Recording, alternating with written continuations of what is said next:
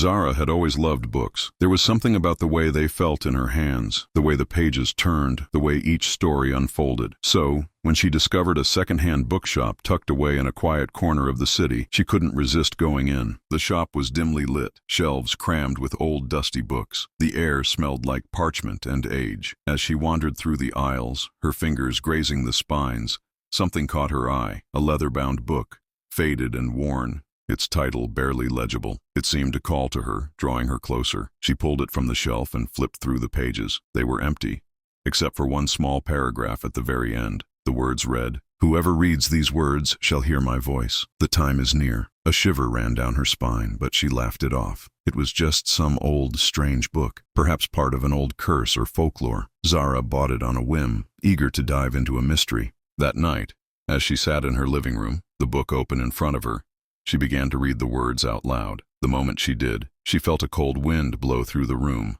Though the windows were shut, the air seemed to thicken, and then, a whisper. It was soft at first, like a breath on the back of her neck. Zara, it called her name, barely audible, as if it was coming from the pages of the book itself. She froze. "Zara," the whisper came again, closer this time. She slammed the book shut, but the whispering continued, now louder, almost as if it was circling her, growing more frantic. The voice begged her to open the book again, to continue reading. Terrified, she tried to push it away, but the book felt as if it were pulling her in. The whisper grew into a chorus of voices, all calling her name, all pleading for her to open the book. With trembling hands, Zara opened the book once more, and the whispers immediately stopped. But the pages were no longer empty. They were filled with words, her words, written in the same handwriting as the book's original text. And at the very bottom, one last sentence appeared, written in bold red ink. "Now you belong to me." The book snapped shut on its own. Zara never saw her reflection again.